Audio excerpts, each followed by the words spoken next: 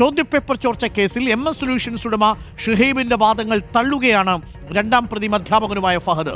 2024 നവംബറിലാണ് MS സൊല്യൂഷനിൽ ജോലിക്ക് പ്രവേശിക്കുന്നത്. അതിനു മുൻപ് 2023 ചോദ്യപേപ്പർ ചോർന്നിട്ടുണ്ട്.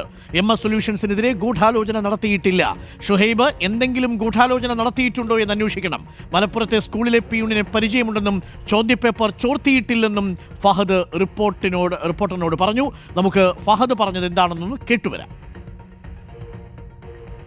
അബ്ദുൽ നാസർ നേരിട്ട് ഈ ചോദ്യപേപ്പർ ഫഹദ് മാഷിന് ചോർത്തി തന്നു എന്നുള്ളതാണ് ഇപ്പോൾ അന്വേഷണ സംഘം പറയുന്നത്. അങ്ങനെ ഒരു മൊഴി കൊടുത്തു എന്നുള്ളതാണ് ഞാനും പത്രത്തിൽ നിന്നറിഞ്ഞത്. പക്ഷേ അതൊരു ഗൂഢാലോചനയുടെ ഭാഗമാകാനാണ് സാധ്യത. അതോടൊപ്പം തന്നെ എനിക്ക് പറയാനുള്ളത്, ഞാൻ ഈ നവംബറിലാണ് അവിടെ ജോയിൻ ചെയ്തത്. ആകെ ഒരു മാസമാണ് അവിടെ ജോയിൻ ചെയ്തത്. അപ്പോൾ ഈ ഒരു ചോദ്യപേപ്പറുമായി ബന്ധപ്പെട്ട വിഷയങ്ങളോ മറ്റൊന്നും എനിക്കറിയില്ല. പിന്നെ എന്തൊക്കെയാണ് സംഭവിക്കുന്നുള്ളത് ജയിലിൽ നിന്നുള്ള അറിവേ ഉള്ളൂ. പുറത്തിറങ്ങിയിട്ട് ബാക്കി പറയാം. വക്കീലുമായി നാസറുമായിട്ട് എന്തെങ്കിലും ബന്ധമുണ്ട്?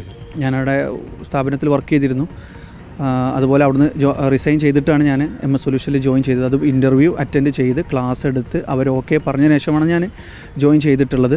അപ്പോൾ കൂടുതൽ വിവരങ്ങൾ എനിക്ക് പറയാൻ കഴിയില്ല. അഡ്വക്കേറ്റ് സജിത് സാറുമായി ആലോചിച്ചിട്ട് ബാക്കി കാര്യങ്ങൾ പറയാം. അല്ലെങ്കിൽ അദ്ദേഹം ഷുഹൈബിൻ്റെ ഒരു മൊഴി എന്ന് പറയുന്നത് മറ്റൊരു സ്ഥാപനം ഗൂഢാലോചന നടത്തി നിങ്ങൾ MS സൊല്യൂഷനിൽ വരികയും MS സൊല്യൂഷൻ തകർക്കാൻ ശ്രമിച്ചു എന്നൊക്കെയുള്ളതാണ് ഷുഹൈബ് പറയുന്നത്.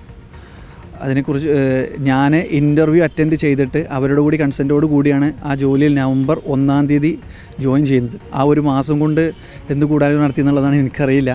മുന്നെയാണോ നിങ്ങൾ ജോയിൻ ചെയ്യുന്നതിന് മുന്നെയാണ് ഈ ചോദ്യപേപ്പർ ചോർച്ചയൊക്കെ ഉണ്ടായിട്ടുള്ളത്? ചോദ്യപേപ്പർ ചോർച്ച ഓണത്തിനും ആ 2024 ഓണത്തിനും അതുപോലെ തന്നെ അതിന് മുൻപുള്ള വർഷങ്ങളിലൊക്കെ നടന്നിട്ടുണ്ട്. അപ്പോൾ അതിനൊക്കെ ഞാനും ഗൂഢാലോചന ഉണ്ടെന്ന് പറയുന്നതിൽ അർത്ഥമില്ലല്ലോ. ഞാൻ വന്നത് നവംബറിലാണ്. ആ ഒരു മാസം കൊണ്ട് എനിക്ക് ക്വസ്റ്റ്യൻ പേപ്പർ ചോർത്തി MS സൊല്യൂഷനിൽ യൂട്യൂബ് ചാനലിൽ ക്ലാസ് എടുക്കേണ്ട ആവശ്യം എന്താണെന്നുള്ളത് സാധാരണക്കാരനെ ആലോചിച്ചാൽ മനസ്സിലാവുന്ന കാര്യമാണ്. കൂടുതലൊന്നും ഞാൻ പറയുന്നില്ല. കാരണം അഡ്വക്കേറ്റ് സജിത് സാറിനോട് കൂടി ആലോചിച്ചിട്ട് അദ്ദേഹത്തോടു കൂടി നിയമോപദേശം തേടിയ ശേഷം മാത്രമേ എനിക്ക് കൂടുതൽ കാര്യങ്ങൾ പറയാൻ കഴിയൂ. എന്തൊക്കെ ഗൂഢാലോചനകളാണ് MS സൊല്യൂഷൻ എനിക്കെതിരെ, ഷുഹൈബ് എനിക്കെതിരെ ചെയ്യുന്നതൊക്കെ. VS രഞ്ജിത്ത് നമുക്കൊപ്പം ചേരുന്നുണ്ട് കൂടുതൽ വിവരങ്ങളുമായി. VS രഞ്ജിത്ത്, ഈ ഷുഹൈബിൻ്റെ വാദം പൂർണ്ണമായും തള്ളുകയാണ് ഫഹദ്. ഷുഹൈബ് ഇന്നലെ പറഞ്ഞു പോയത് ഒരു സ്ഥാപനത്തിൽ നിന്ന് വന്ന ഫഹദിനെ ഉദ്ദേശിച്ചാണ് പറഞ്ഞതെന്ന് തോന്നുന്നു. ഫഹദ് ഗൂഢാലോചന നടത്തി MS സൊല്യൂഷൻസിനെ തകർക്കാൻ ശ്രമിച്ചു എന്നാണ്. പക്ഷേ ഒരു മാസം മാത്രമേ ആയുള്ളൂ ഫഹദ് അവിടെ വന്നിട്ട്.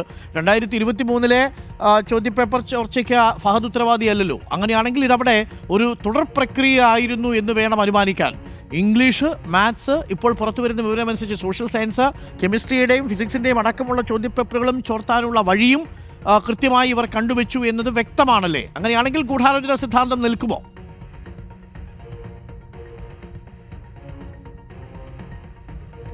ഡോക്ടർ അരുൺ, ഈ കസ്റ്റഡി അപേക്ഷയിൽ കൃത്യമായി പറയുന്നുണ്ട് ഇതൊരു വലിയ കൂട്ടുപങ്കാളിത്തത്തോടു കൂടി ഒട്ടനേകം ആളുകളുടെ സഹായത്തോടു കൂടി നടന്നിട്ടുള്ള ഒരു ഗൂഢാലോചന ഇതിന് പിന്നിലുണ്ട് എന്നുള്ളത് കൃത്യമായി പറയുന്നുണ്ട്. അതിൽ ഇപ്പോൾ ഫഹദ് പറയുന്നതനുസരിച്ചാണെങ്കിൽ ഈ MS സൊല്യൂഷൻ്റെ ഉടമ ഷുഹൈബ് അത്ര നിസ്സാരമായി ഊരിപ്പോരാൻ പറ്റുന്ന രീതിയിൽ ഈ കേസിൽ പ്രതിയല്ലാത്ത വ്യക്തിയല്ല. അതായത് ഇപ്പോൾ അന്വേഷണം മുന്നോട്ട് പോകുന്നത് അബ്ദുൽ നാസർ എന്ന് പറയുന്ന പിയൂണ് ഫഹദിന് ചോർത്തിക്കൊടുത്തു. അബ്ദുൽ നാസറും ഫഹദുമാണ് പ്രതികളായി 1ഉം 2ഉം പ്രതികളായിട്ടൊക്കെ വരുന്ന രീതിയിലാണ് അന്വേഷണം മുന്നോട്ട് പോകുന്നത്. ഫഹദ് പറയുന്നതനുസരിച്ചാണെങ്കിൽ MS സൊല്യൂഷൻ്റെ ഉടമ ഷുഹൈബിന് ഈ ചോദ്യപേപ്പർ ചോർത്തി കിട്ടിയിരിക്കുന്നത് അബ്ദുൽ നാസർ എന്ന് മാത്രമല്ല, അല്ലെങ്കിൽ അബ്ദുൽ നാസർ മാത്രമല്ല ഇതിൽ പ്രതി, മറ്റിടങ്ങളിൽ നിന്നും ഇത്തരത്തിൽ ചോദ്യപേപ്പർ ചോർന്നു കിട്ടാനുള്ള ഒരു സാധ്യതയാണ് ഫഹദിൻ്റെ മൊഴിയിൽ, ഫഹദിൻ്റെ വാക്കുകളിൽ വ്യക്തമാവുന്നത്. കാരണം 2024 നവംബറിലാണ് ഫഹദ് MS സൊല്യൂഷനിൽ ജോയിൻ ചെയ്യുന്നത്. ഒരു മാസമായപ്പോഴേക്കും ഈ പറയുന്ന ചോദ്യപേപ്പർ ചോർച്ച വിവാദം ഉണ്ടാവുകയും ചെയ്യുന്നുണ്ട്. അതിന് മുൻപ് തന്നെ 2023 2024 ഓണപ്പരീക്ഷയ്ക്കുമൊക്കെ ചോദ്യപേപ്പർ ചോരുന്നുണ്ട്. അത് എങ്ങനെയാണ്, അത് ഫഹദ് മാത്രമാണ് അതിൽ പ്രതിയെങ്കിൽ എങ്ങനെയാണ് പിന്നെ 2023 2024 ഒക്കെ ഇത്തരത്തിൽ ചോദ്യപേപ്പർ ചോർച്ച ഉണ്ടാവുക എന്നുള്ളതാണ് ഈ പ്രധാനമായും ഫഹദ് ചോദിക്കുന്നത്. ഷുഹൈബിൻ്റെ ഈ ഗൂഢാലോചന സിദ്ധാന്തവും ഫഹദ് തള്ളിക്കളയുന്നുണ്ട്. അത്തരത്തിൽ ആരെങ്കിലും ഗൂഢാലോചന നടത്തിയിട്ടില്ല. കൃത്യമായി ഇൻ്റർവ്യൂ അറ്റൻഡ് ചെയ്ത് ആ ഇൻ്റർവ്യൂ എടുത്തിട്ടുള്ള MS സൊല്യൂഷൻ്റെ ഉടമ ഷുഹൈബിന് ബോധ്യപ്പെട്ടതിൻ്റെ അടിസ്ഥാനത്തിലാണ് അപ്പോയിൻമെൻറ്റ് നടക്കുന്നത്. ആരെങ്കിലും അവിടെ റെക്കമെൻഡേഷനിൽ കൂടെ കൊണ്ട് ചേർക്കുന്നതല്ല. നിയമന നടപടികൾ മുഴുവൻ പൂർത്തിയാക്കിയാണ് അവിടെ ജോയിൻ ചെയ്യുന്നത്. അപ്പോൾ ആരുടെങ്കിലും റെക്കമെൻഡേഷനോ അല്ലെങ്കിൽ തിരികെ കയറ്റിയോ നിയമനമല്ല ഫഹദിൻ്റെതെന്നാണ് പറയുന്നത്. അപ്പോൾ കൃത്യമായ ഒരു അന്വേഷണം നടത്തി ഷുഹൈബിന് ഈ ചോദ്യപേപ്പർ ചോർത്തിയുമായി ബന്ധപ്പെട്ട് എന്താണ് പങ്കാളിത്തമുള്ളത്, ആരാണ് ഈ അബ്ദുൽ നാസർ അല്ലാതെ മറ്റാരെങ്കിലും ഇങ്ങനെ ചോർത്തി കൊടുത്തിട്ടുണ്ടോ, ഈ ചോദ്യപേപ്പർ ചോർത്തി കൊടുക്കുന്നതിന് പിന്നിലുള്ള ഒരു മാഫിയ ആരാണ് എന്നുള്ളതാണ്. അത് MS സൊല്യൂഷനിൽ മാത്രം ഒതുങ്ങേണ്ടതല്ല, മറ്റ് ഏജൻസികളൊക്കെ ഇത്തരത്തിൽ പ്രൊഡക്ഷൻ നടത്തുമ്പോൾ ആരൊക്കെ ഉണ്ട് എന്നുള്ള കൃത്യമായ ഒരു വിവരത്തിലേക്ക് പോകേണ്ടതുണ്ട്. ഇത് അബ്ദുൽ നാസറിൽ മാത്രം ഒതുങ്ങുന്നതല്ല എന്നുള്ളതാണ് ഫഹദിൻ്റെ വാക്കുകളിൽ നമുക്ക് മനസ്സിലാക്കാൻ സാധിക്കുന്നത്. ഓക്കെ, വളരെ പ്രധാനപ്പെട്ട വിവരമാണ് VS ശ്രീജിത്ത് ഇപ്പോൾ പങ്കുവച്ചിരിക്കുന്നത്. ഫഹദിൻ്റെ ഒരു സ്റ്റേറ്റ്മെൻറ്റാണ് ഇപ്പോൾ റിപ്പോർട്ടർ ടി വിയിലൂടെ പ്രേക്ഷകർ കണ്ടത്. ചോദ്യപേപ്പർ ചോർച്ചയുമായി ബന്ധപ്പെട്ട അടിമുടി വിവരങ്ങൾ റിപ്പോർട്ടർ ടി വിയിലൂടെയാണ് പ്രേക്ഷകർ കണ്ടുകൊണ്ടിരിക്കുന്നത്.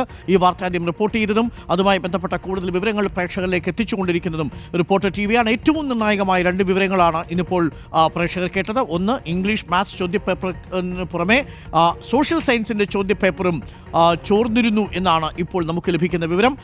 മറ്റ് വിഷയങ്ങളുടെയും ചോദ്യപേപ്പർ ചോർത്താൻ പദ്ധതിയിട്ടിരുന്നതായും അതിനുള്ള വഴികൾ അവർ കണ്ടെത്തിയതായും കസ്റ്റഡി റിപ്പോർട്ടിൽ പറയുന്നുണ്ട്. അതേസമയം ഫഹദ് ഇപ്പോൾ ഈ കേസിലെ 2ാമത്തെ പ്രതി ഞങ്ങളുടെ പ്രതിനിധി രഞ്ജിത്തുമായി സംസാരിച്ചു.